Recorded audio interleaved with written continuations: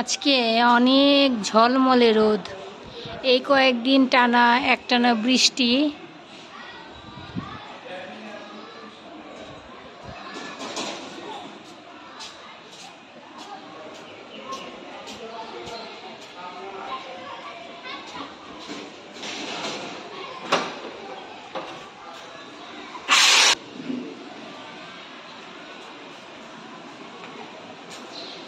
টানা বৃষ্টিতে আজকে মনেই হচ্ছে না যে এই কয়েকদিন এত বৃষ্টি ছিল।